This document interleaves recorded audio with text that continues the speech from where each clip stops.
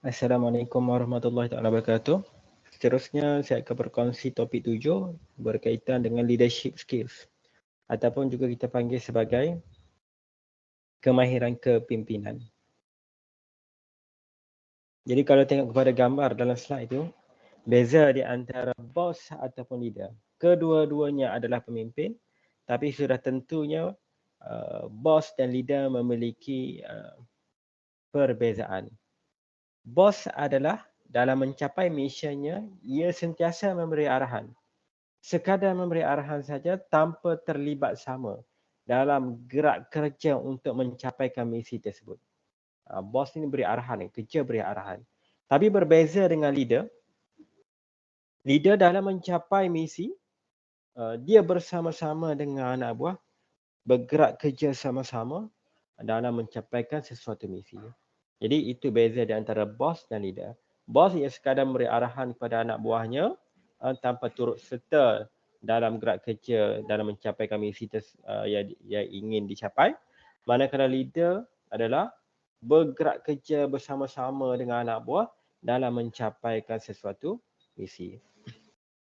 Jadi apa yang kita akan belajar adalah to know the concept of leadership, to study roles and type of a leader, to know characteristic of successful leaders and entrepreneurial leadership, to learn different leadership style. Perlunya kemahiran kepimpinan dalam dunia perniagaan adalah kerana sudah tentu bos dalam suatu syarikat, bos dalam suatu institusi akan perlu memimpin ramai anak-anak buah dalam sesuatu organisasi. Kan, kalau dalam dunia perniagaan sebagai CEO, sudah tentu kita mempunyai ramai anak buah di sana. Jadi banyak benda yang kita kena uruskan. Banyak benda kita kena tahu. Banyak benda kita kena bersama-sama dengan anak buah kita. Nak uruskan dari segi masalah emosi, nak uruskan dari segi masalah sikap, nak uruskan anak buah tak hadir ke pejabat, nak uruskan anak buah yang menghadapi masalah keluarga. Itu semuanya kita kena urus dengan baik.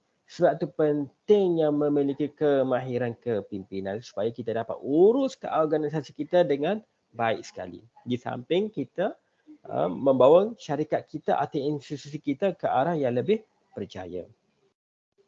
Okay, leadership skill. Leaders become great not because of their power but because of their ability to empower others.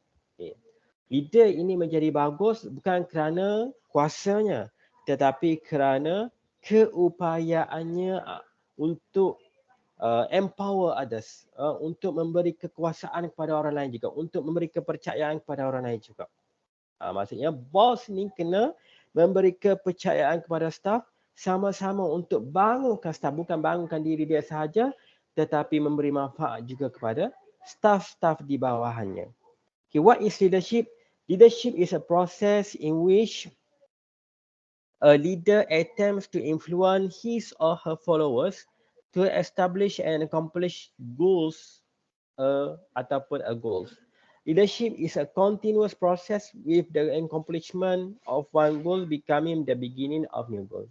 Okay, leadership ni adalah satu proses yang mana ketua itu dalam percubaan untuk mempengaruhi followernya, kan, untuk menyelesaikan ataupun untuk mencapai sesuatu misi.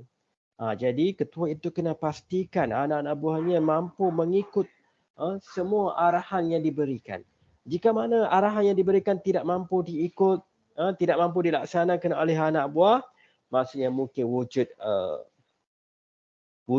ketidakcekapan dalam kepimpinan.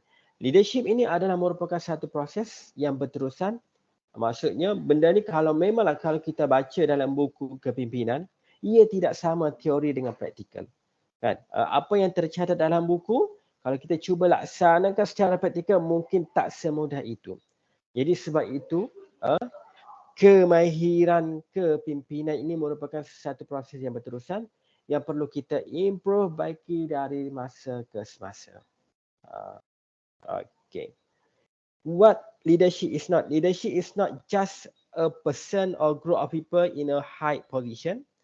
Understanding leadership is not complete without understanding interaction between leader and his or her followers. Neither is leadership merely the ability or static capacity of leader. Sebab tu nak jadi pemimpin ni kita kena dengar permasalahan anak buah. Bukan sekadar memberi arahan. Kalau kita sekadar memberi arahan tanpa memahami emosi anak buah kita, tanpa mendengar sebarang kehendak anak buah kita, tanpa mendengar pendapat daripada anak buah kita, kita bukan contoh kepimpinan yang baik. Mungkin pendapat anak buah yang diutarakan kepada kita itu mempunyai suatu input, malah lebih baik, malah dapat dilaksanakan untuk maju company kita. Mungkin juga. Kan? Mungkin semua pendapat yang kita keluarkan itu tidak bagus. Kan? Jadi sebagai ketua yang baik, ketua juga perlu mendengar pendapat daripada anak buah dan kita perlu pertimbangkan dan ketua perlu pertimbangkan pendapat tersebut sama ada boleh dilaksanakan ataupun tidak boleh dilaksanakan, sama ada boleh dibaiki ataupun tidak boleh dibaiki. Itu adalah ketua yang baik, mempertimbangkan semua pendapat tanpa mementingkan diri sendiri, tanpa mementingkan pendapat diri sendiri. Okay, leadership versus management. Management involve planning the goals of an organization, recruit the necessary staff, organize them, and closely supervise them to make sure that the initial plan is executed properly. Leadership goes beyond the management. Kan? Management ni lebih daripada pengurusan, kan? Nak urus kepada satu syarikat. Tapi leadership ni lebih lagi, kan? Lebih lagi daripada pengurusan. Merangkumi pengurusan, tapi bahkan lebih daripada itu. Leadership goes beyond management of plan and task. It envisions the future and set a new direction for the organization. Successful leaders mobilize all possible means and human resources.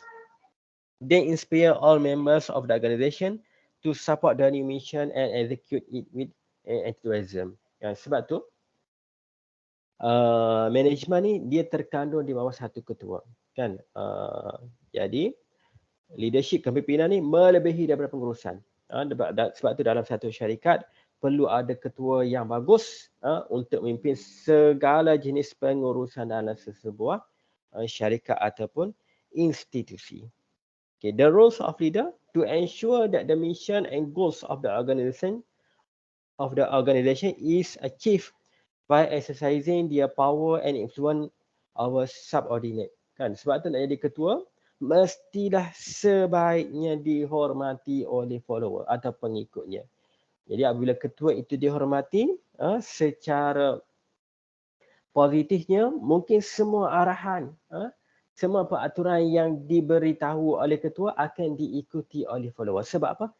Ketua itu dihormati. Kan?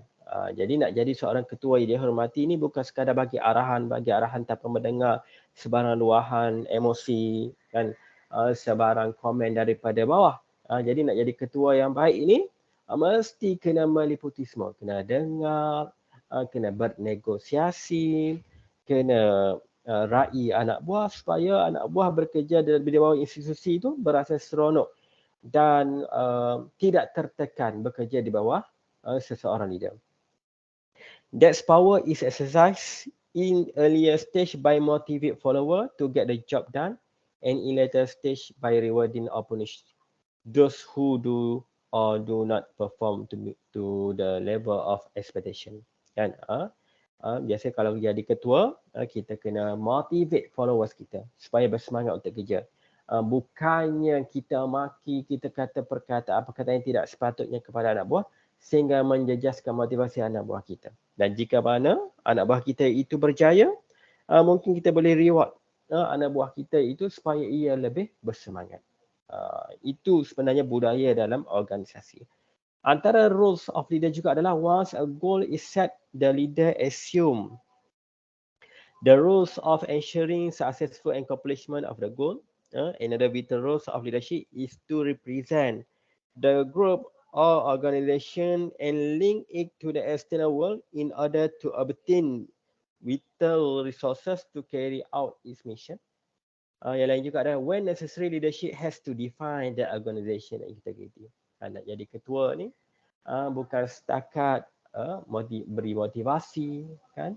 Bukan setakat untuk memajukan syarikat, bukan setakat untuk generate income untuk syarikat atau institusi, tapi nak jadi ketua ni, ketua juga perlu defend integriti kepada organisasi, defend juga staff jika ada sebarang ketidaktentuan dalam organisasi. Itu nak jadi leader. Sebab tu leader ni perlu dihormati. Bila leader itu dihormati, maka follower pun akan dapat melaksanakan segala tugasan, segala misi dan visi company dalam keadaan yang baik. Okay, additional rules. Challenge the process. Search out challenging opportunities, take risks and learn from mistake. Nak jadi ketua kena berani ambil risiko. Kan? Berani ambil peluang dan belajar daripada kesilapan. Ketua ini mesti ada silap. Mustahil ketua tak ada silap. Jadi, sebarang teguran sama ada daripada golongan bawahan, daripada anak buah dan sebagainya, perlu diambil kira. Dan diambilkan sebagai satu pedoman untuk kita lebih improve di masa hadapan. Inspire others to come together and agree on a future direction or goals. Create a shared vision by thinking about the future, having a strong positive vision and encouraging others to participate. Jadi nak jadi ketua ni, kita kena memberi inspirasi kepada orang lain, follower kita. Bagi motivasi kepada follower kita untuk sama-sama dan bersetuju dalam mencapai kejayaan yang sama dalam sebuah organisasi atau institusi. Jadi ini semua adalah peranan ketua. Jika ketua tak ada inspirasi, jika ketua pun tak ada motivasi, macam mana anak buah nak mencapai kejayaan? Jika ketua tak ada direction dalam syarikat, tak tahu nak pergi ke mana. Anak buah pun lagi tak tahu nak pergi ke mana. Jadi ketua kena jelas visi dan misi suatu syarikat supaya anak buah pun tahu direction syarikat nak pergi ke mana. Jadi sebab itu perlu ada sikap kepimpinan yang baik. Antara lain juga adalah help others to act, help others to work together, to cooperate and collaborate by developing shared goals and building trust, and help to make others stronger by encouraging them to develop their skill and talent. Okay. Dan ketua juga perlu set an example. Ketua perlu jadi contoh. Behave in ways that are consistent with professed value and help others to achieve small gains that keep them motivated, especially when a goal will not be achieved quickly. Dan seterusnya adalah encourage others, recognize each individual contribution to the success of a project. Jadi saya nak petik di sini, ketua perlu dijadikan contoh. Contoh dari segenap segi. Dari segi sikap, perlakuan, behavior, ini semuanya perlu ditunjukkan oleh seorang ketua. Jika anak buah melihat ketua berada dalam keadaan sikap yang tidak elok, sebagai contohnya datang lambat ke tempat kerja dan bercakap dalam nada yang tidak bagus, kan, sudah tentu ketua sebegini akan kurang dihormati. Jika mana ketua itu menunjukkan contoh yang baik, datang awal ke pejabat, selalu memotivasikan follower di bawah, selalu tunjuk sikap-sikap yang baik, selalu memberi pertolongan kepada staff-staff yang susah, sudah tentu ketua sebegini akan dihormati oleh staff-staff bawahan. Okay, characteristic of a successful and effective leader. Inborn or acquired. Kan? Jadi kita kena tengok ciri-ciri effective leader yang berjaya. Yang pertama, personality trait. Dari segi determination, emotional stability, diplomasi, self-confident, personal integrity, creativity. Ataupun kita juga kena tengok intellectual abilities. Kan? Keupayaan fikiran ataupun intellectual.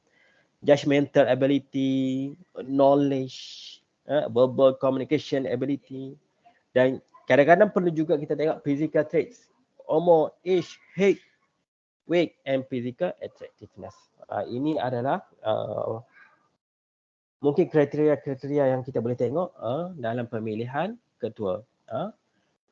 Yang utamanya adalah kena tunjukkan sifat kepimpinan, mempunyai idea yang bagus, misi-visi yang jelas. Okey. Ada beberapa yang saya kongsikan berkaitan dengan types of leader. Yang pertama, autocratic. Leader set their goal without consider the opinion of their follower. Ini kita panggil sebagai autocratic. Yang selanjutnya ada juga kita panggil konsultatif. Leaders solicit the opinion and ideas of their follower in the goal setting process, but ultimately determine important goals and task assignment of their own. Selanjutnya adalah democratic or participative. Leaders participate equally in the process with their followers and let the group make decision. Seterusnya adalah extremely laid back leader, so-called laissez-faire leaders, let the group take whatever action its member feel is necessary. Jadi itulah sedikit yang saya kongsikan berkaitan dengan leadership skill. Sudah tentu nak memimpin sebuah organisasi perlu memiliki sifat-sifat yang positif berkaitan dengan leadership bagi memastikan sesebuah institusi atau syarikat itu dapat dibawa ataupun dapat mencapai visi dan misi yang jelas dan dapat dibawa ke arah kejayaan. Sekian, terima kasih.